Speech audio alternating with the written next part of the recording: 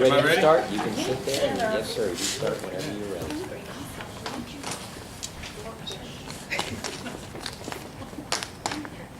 Go ahead. Hi. Hi, y'all. I'm Mark Bosma, and I want to be your next county judge. I'm the only candidate that brings a combination of ethics, experience, and leadership to the table. Ethics.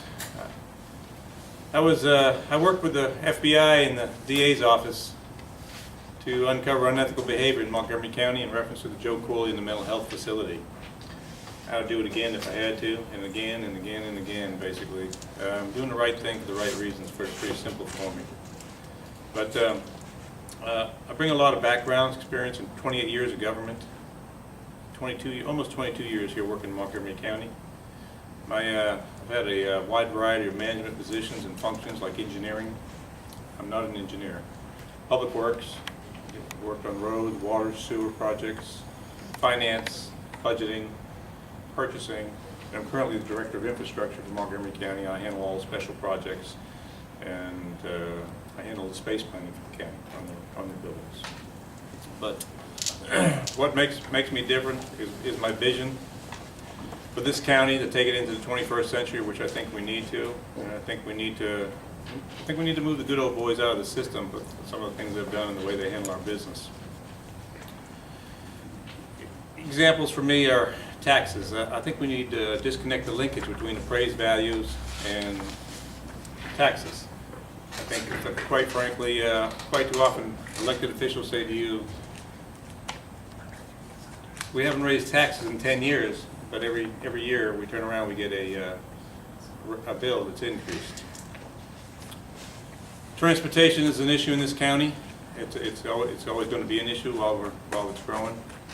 I don't think we need to continually incur debt. I think we need to find other ways to do that. I think we can manage through the budget. We have a pretty good sized budget. It seems to increase 6 to 7% every year when the inflation is 3%. I think we need to manage that better. And I've worked on many public works projects. Worked a lot of public works projects, and I've continuously brought all the projects I've worked on in or under budget.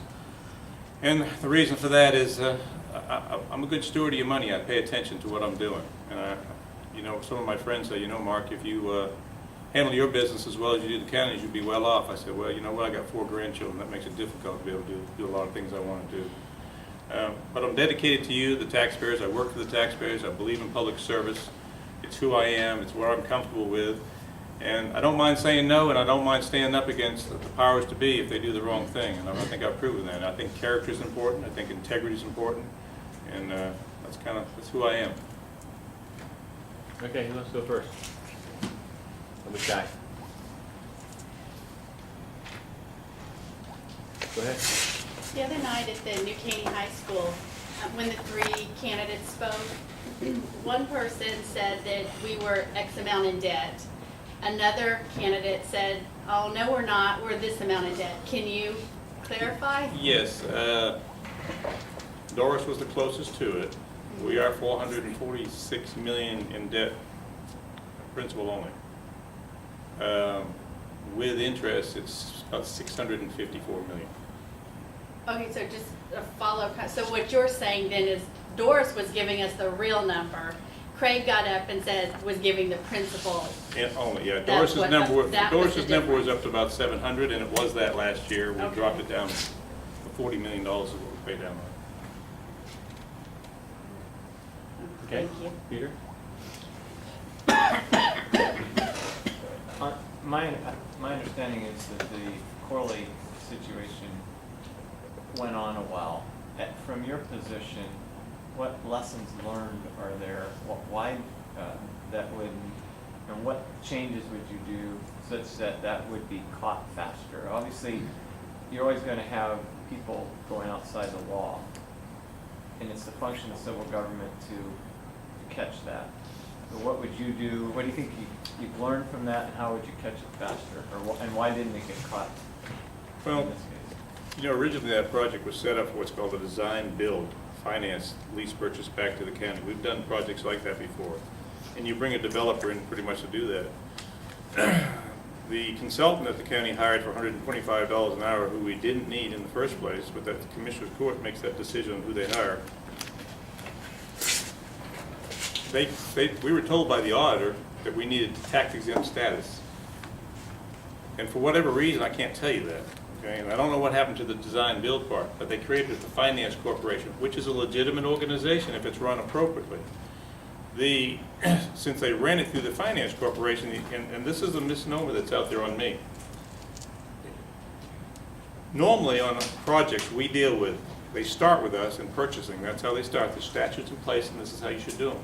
And we look at them, we review them, and we look at all the subcontractors' numbers. We don't send anything off up top until we see, let's reverse it. These projects start at the top. Were sent down to us to inspect the construction work.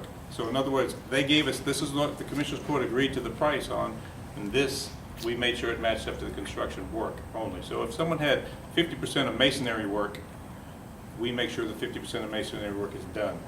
In reference to the Joe Coley, my background's procurement.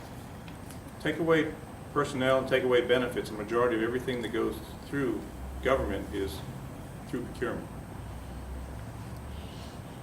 I can't say what they did or what they didn't do, but when you have outside attorneys looking at the Finance Corporation and they say it's a legitimate organization, which I say that it is, there was a lot of play going on in there. And until you can see the subpoena work, which I have seen, okay, and I'm here to tell you I have copies of it. Right? The DA, the FBI, they can't show it to you. But these people knew what they were doing. They had a plan in place to circumvent procedures, and it wasn't until that is that me? Yes. You can continue on. Go ahead and finish what you were saying. All right.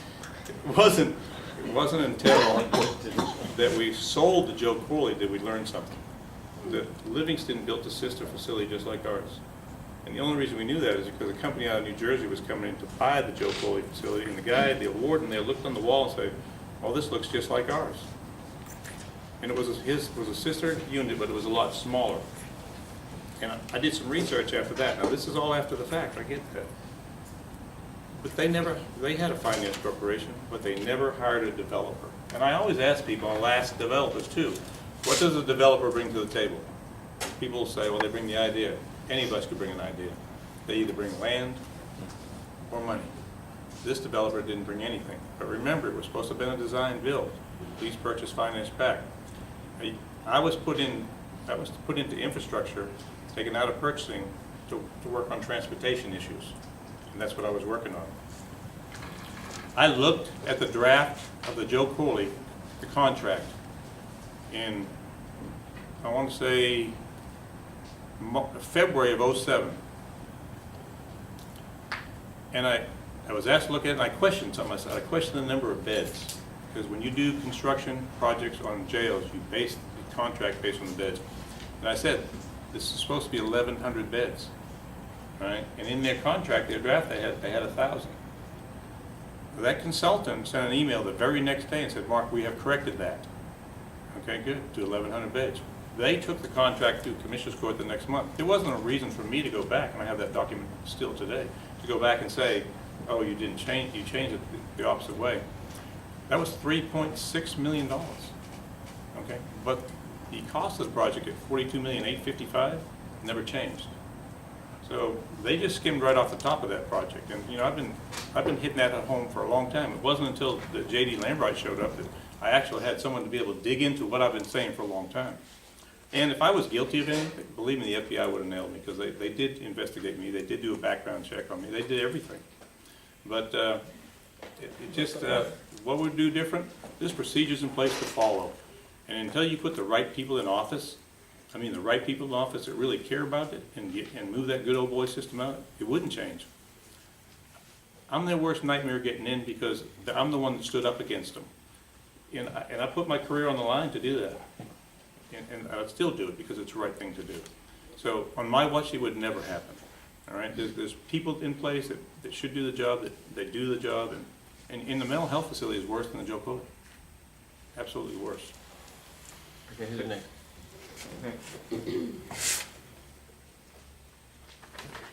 What's your vision of what the county judge does with respect to the rest of the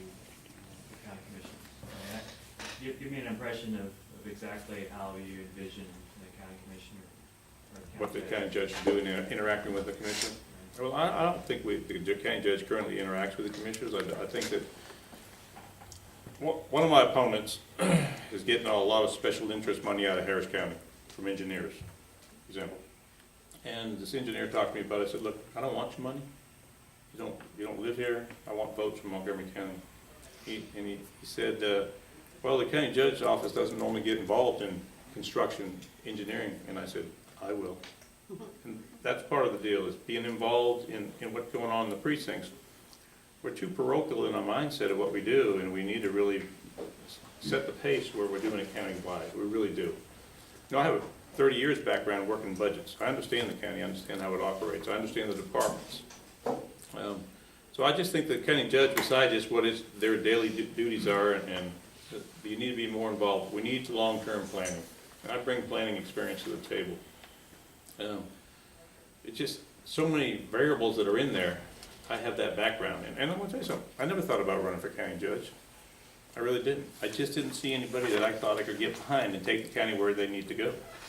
And we just don't need to let these guys stay in office. Whether it's me or whoever it is, we need to have changes. We really do. But you just have to be involved, and you have to manage every day. So. Okay, who's next? Go ahead, Daniel. Did you vote for or support Adrian Heath in his 2010? Did I vote for him Yes. or support him? Yeah. I didn't even know Adrian Heath. You know, he was running for judge, wasn't he? Yeah, he ran for county judge as an independent, and he got 19% of the vote. Yes. No, I did not vote for him. I did not know him. As a matter of fact, I didn't vote for anybody for county judge, you want to know the truth. But just because you work for people and you work for them to survive, you get to know them better than they know themselves, especially politicians. And I believe in term limitations. Okay, for me, a lot of people say, well, you know, people get to vote you. Well, I think that we have new generations coming in. I think we need to give them the opportunity to take the county where it needs to go. So, and I can tell you, I'll never vote for my commissioner in precinct 1 either. It just won't happen. Okay, who's next? I've done write-in votes. Ben? Go ahead, Ben. Okay, so two-part question. Explain or give us a definition of what you view zero-based budgeting to be, and then whether or not you would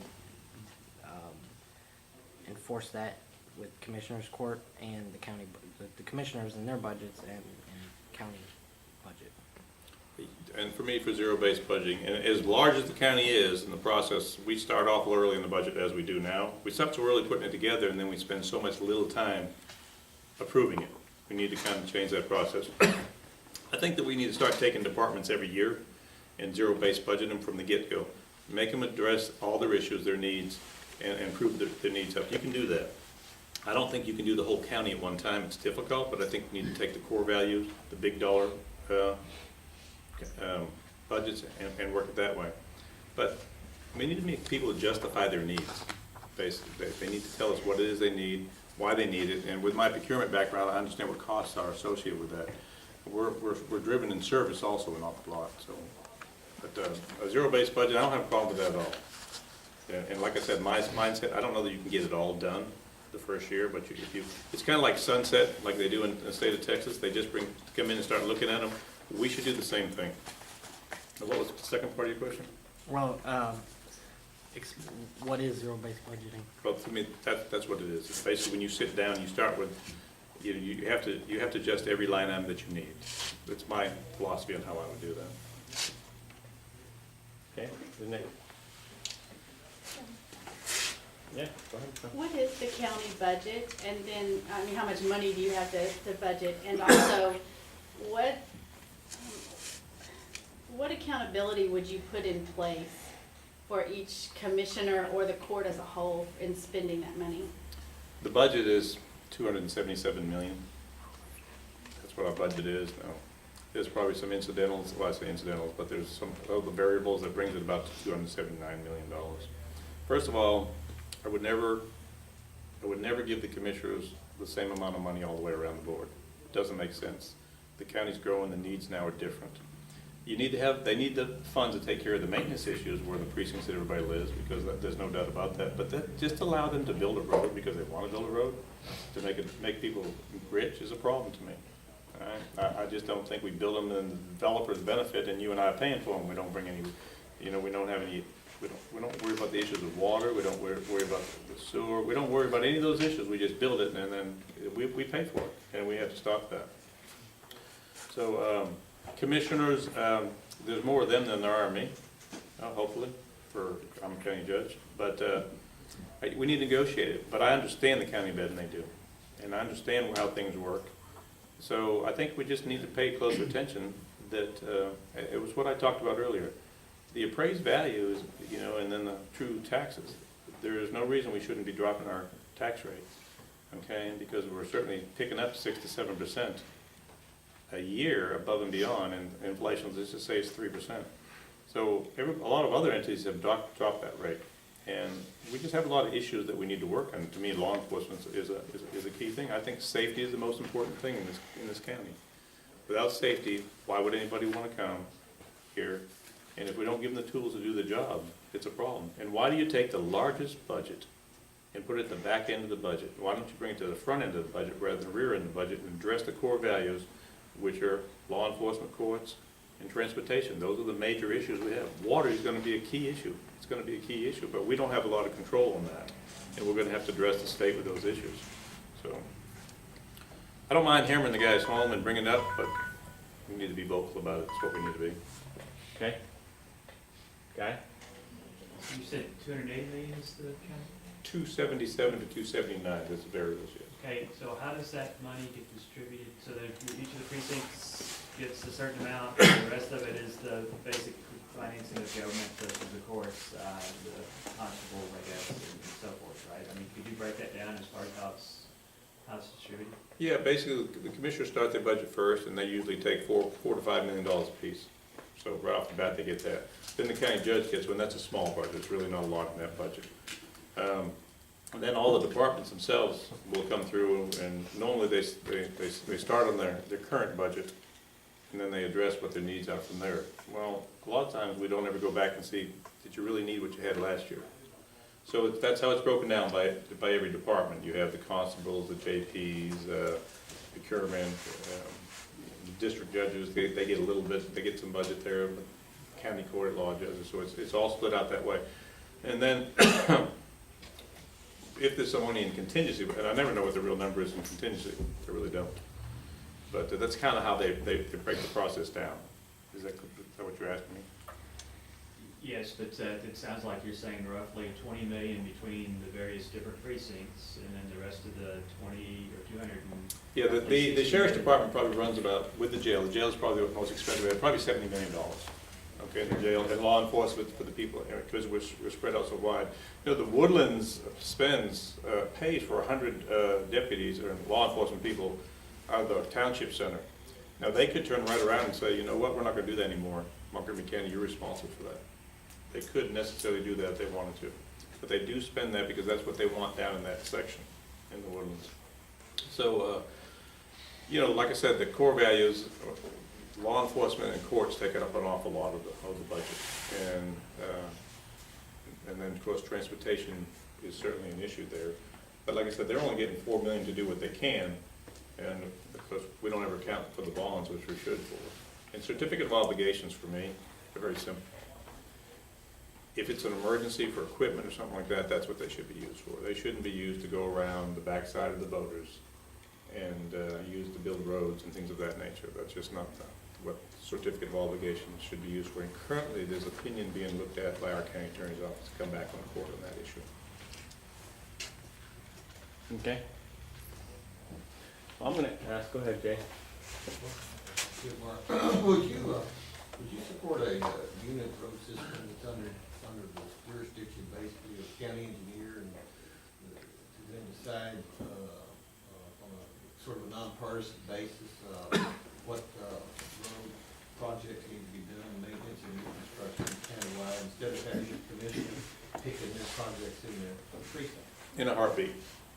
In a heartbeat, I would do that, but I don't know that I'd want it under the county engineer, okay? And the only reason I say that is because you know, I think you have what you would have your own road director, okay, basically. Even though it works for the court, it's just the engineer's off doing their other things. You need someone focused on actually taking care of the maintenance and the road issues that way. So I think it's great because you save on equipment, you save on a lot of things. Now, these guys know I like that idea, the current commissioners in there, and they certainly made it pretty clear that they don't like the idea, but I think it's a good idea, I really do. And you'll save in the long run, you really will. But it's back to that planning for countywide projects. I mean, there's probably could be issues in a lot of different places in this county, but yet everybody gets the same amount of money and you're not getting things done you need to.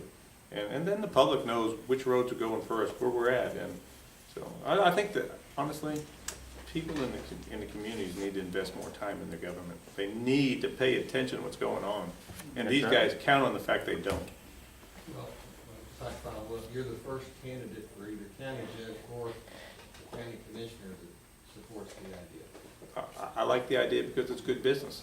Because quite frankly, you know, if you really look at it in the long run, you may be able to do a lot of budget savings. You really could. If you, and so, most of all the contracts in the county for asphalt, concrete, things of that nature, I've been working those for 20 years. I put them in place. I put them in place twofold. When I came to the county, they had contracts might have been for 6 months. And I put them in place where if you're a vendor and we say, okay, we're going to do this asphalt contract, or it could be concrete, poured in place or delivered or picked up. But I put it in place as a vendor can say, okay, we're going to do it for a 3-year contract. Because that gives you the commitment that you know you can make money for 3 years and you'll lower your price and it'll cost us less. Because we'll commit to it. Now, if there's unforeseen conditions like you know, drought and transportation issues, then we know there's changes to it. That's worked well for businesses. It really has, and it's worked well for the county because you can plan your budget on it. The way they were doing it before is every 6 months. You can't do that. It's impossible to do that. So you made a comment that safety was the #1 priority that you had, and some people say that that safety and liberty conflict with each other, and that when you give up liberty for the sake of safety, then you really don't have safety at all because. Well, I'm relating it to crime. Okay, when I say safety and what have you, you know, there's a lot of crime that comes into this county because of where we sit, what's going on. So I think it's important to me, and I'm going to live by this because this is what I believe. You know, I don't want to be a county judge that come up here and something happens to the public because we're not doing our due diligence. And I'm not saying load up on law enforcement and what have you. I'm just saying we need to look at the issues about making sure that you're safe, your family's safe, the vendors that come through here are safe. I don't know I have all the answers by any means, okay? But I'm not looking for a police state by at all. But I'm just saying, if we live here because how many people drive around and never think about somebody behind them or something like that? It's just we take it for granted that everything's safe, and I think that we need to make sure that that feeling's there. So I just believe it's an issue for schools and children. That's what I believe. I mean, you know, I don't want it on my conscience that I didn't do the right thing because I was trying to skimp on something on the budget when it had to do with safety or a life issue. So, like the ordinance of shooting, you know, you got What? like the issue of shooting in your own property. You know, say you've got 5 acres and you shooting in the hill, and the neighbor doesn't like that, and they call the cops. And you know, what's your thoughts on that? Don't tell them put on earmuffs or something like that. You have a county ordinance. Oh, well, we have a lot of I was different gonna follow ordinances. up on that. There's a county ordinance that was passed in 2007 that forbids shooting on your own property unless you have more than 10 acres. Would you be in favor of repealing that? Absolutely. What if I want to go out and practice, you know, and do something? I don't have a problem with that. You know, I've had guns all my life. So Do you think that would be encouraging more people to be armed would be one way of making the I places think safer? everybody should be armed. Okay, who else? We got time for like 1 or 2 more questions. Go ahead, Kenya. In light of what you just said about firearms and all that, and also public safety and accountability, would you support taking the 30-06 law off the county commissioner's court and replacing it with this?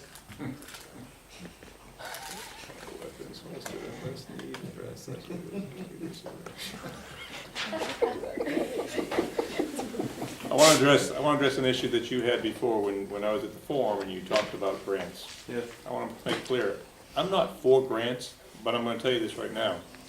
If there's money out there, and it's our tax dollars, you need to think about it, where it comes from, regardless if it's from the feds, the state, or whatever. But if there's money out there, and I can take that money and not match it with any of your local tax dollars, I'm going to go after it, because if I don't, it goes to New York, it goes to Chicago, it goes to Detroit. And we've done that, and we've taken money that came on a grant with no match whatsoever, and we were able to take our buildings and give them another 15-year life expectancy. I think you require us to look at how we can save money. And by doing what we did since 2010, we've saved over $400,000. Something that people that they don't know about me. When I came to the county in 1992, I saw this check coming in every month. It was $32,000. I go, wow, that's nice, but it had no backup. So I looked into it. Short come, here's what happened. We inmates make phone calls. That was in place before I got in there, okay? I'm not so sure that they should make calls or not, but it was in place. And we're getting a commission, but I just turned it around. Since 1997 till 2013, we're not in the business, don't get me wrong, but I think I have a responsibility to offset some of our taxes. And we've netted $9 million off of that program. And we've used local business to do that. They're still going to do it because I can't stop them from doing what they're doing, but that's a system that's in place.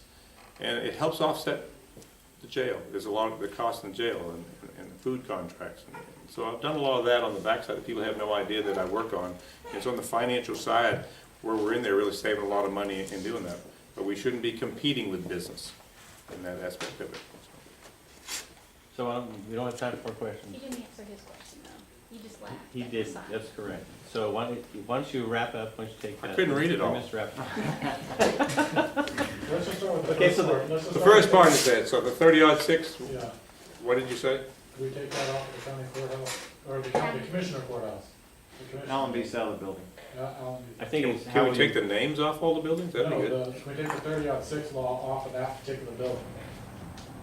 I'm fine with that. A weapon's a weapon. I don't care if they walk with weapons. So, So why don't you go ahead and wrap up for us? Kind of what we need to know, why you're the guy. three things that are important to me, and that's ethics, experience, and responsibility. I think they're the key factors. I mean, there's integrity, there's transparency, there's all that. But ethics is a major problem. And you need somebody that has experience in the county government. You do, to run it. I believe you do.